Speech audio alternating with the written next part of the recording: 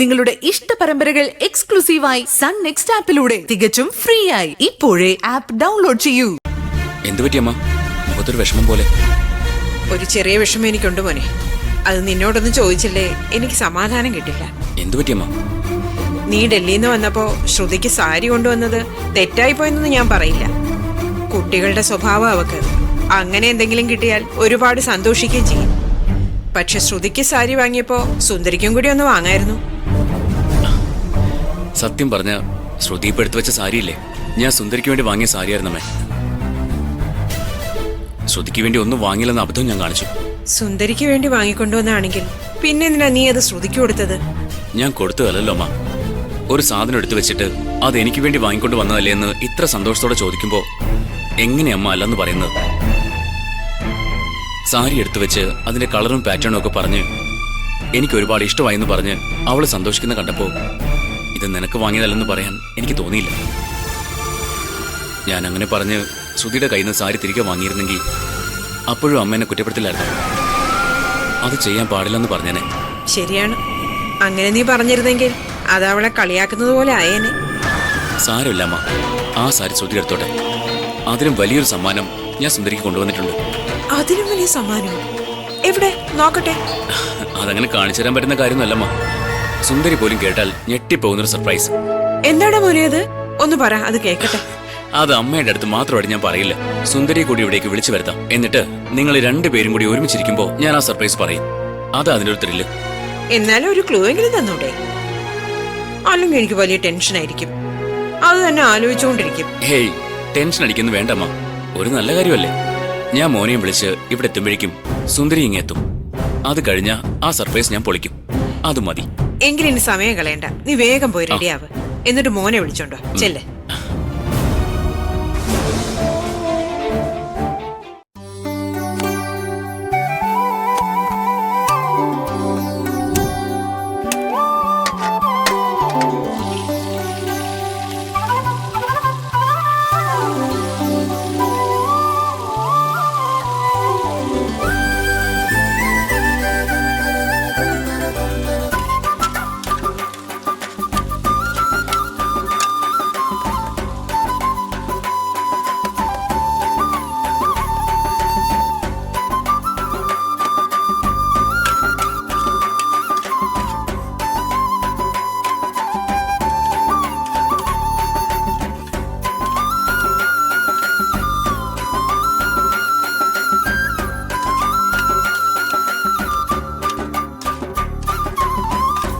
എന്തുപറ്റി ആന്റി?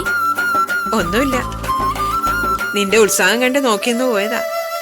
അത് പിന്നെ ശരത്തേട്ടൻ കുറച്ച് ദിവസമായി ഹോട്ടൽ ഭക്ഷണമല്ലേ കഴിക്കുന്നത്. ഇന്ന് വാക്കി രുചിയായി നല്ല നാടൻ ഭക്ഷണം ഉണ്ടാക്കി കൊടുക്കാന്ന് വിചാരിച്ചു. അത്രേ ഉള്ളൂ.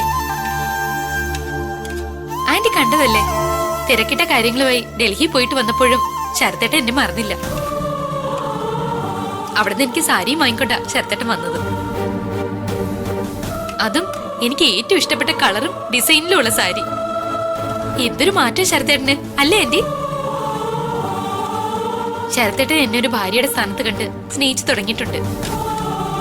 അപ്പൊ എനിക്ക് തരുന്ന ആ സ്നേഹത്തിന് 100 ഇരട്ടിയായി ഞാൻ തിരിച്ചു കൊടുക്കണ്ടേ? ആന്റി എന്തോന്നും പറയാത്തെ? ശരിയല്ലേ ഞാൻ പറഞ്ഞത്?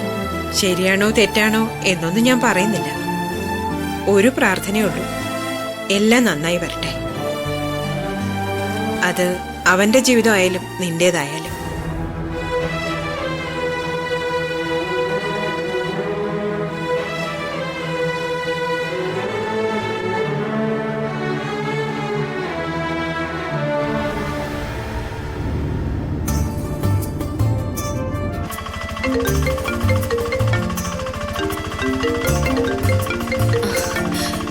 Hello sir. Hello madam.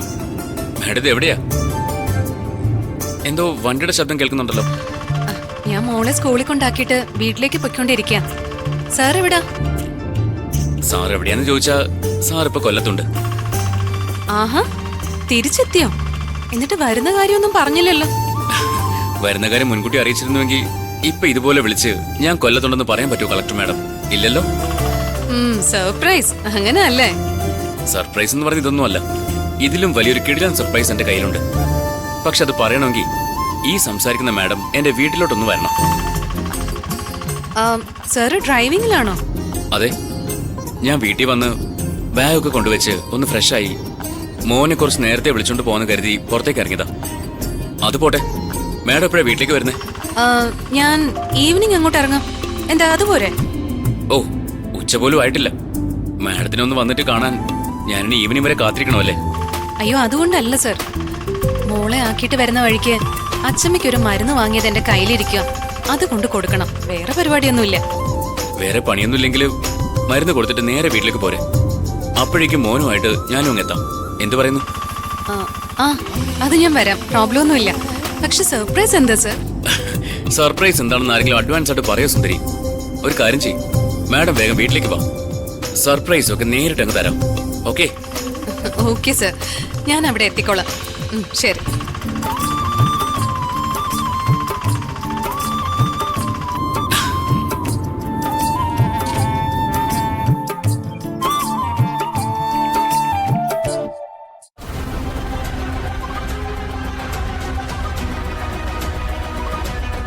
ഇവിടുന്ന് സ്കൂൾ വരെ പോവാൻ ഒരമണിക്കൂർ, അവിടുന്ന് ഇങ്ങോട്ട് അരമണിക്കൂർ,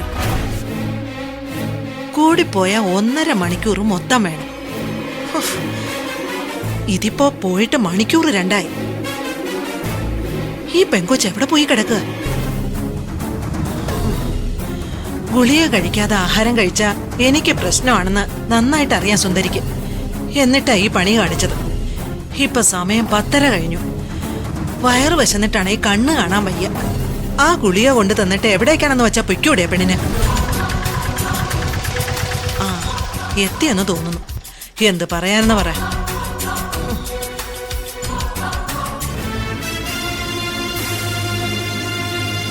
അയ്യോ, ചേഞ്ച് ഇല്ലല്ലോ. ചില്ലറ ഉണ്ടേ 150 രൂപ. ഒന്ന് വെയിറ്റ് ചെയ്യോ, ഞാൻ എടുത്തുതരാം. ആ ശരി.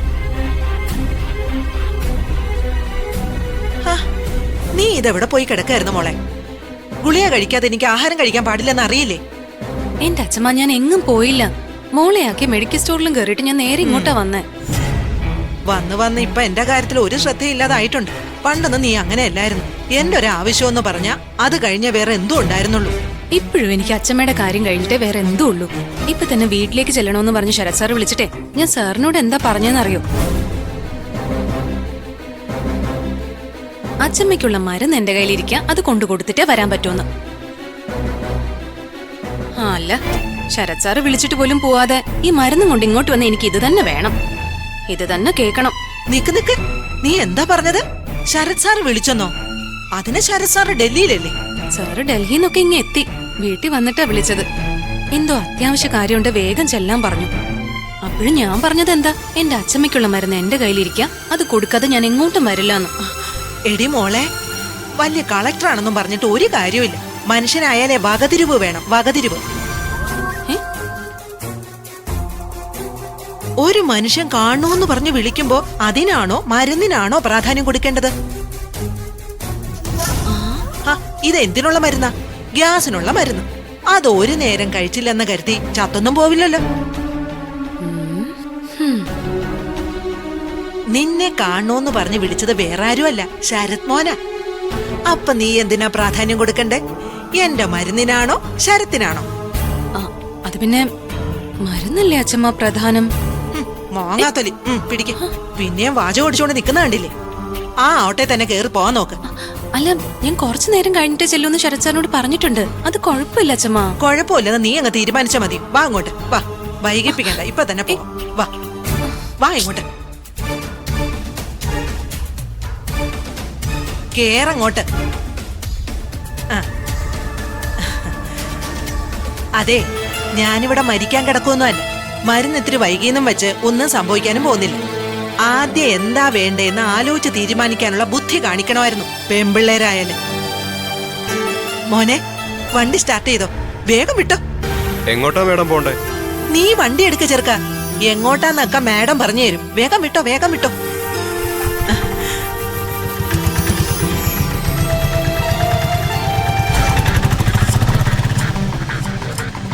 ഈ പെങ്കൊച്ച് ഇങ്ങനെ ആയാലും ഞാൻ എന്ത് ചെയ്യും?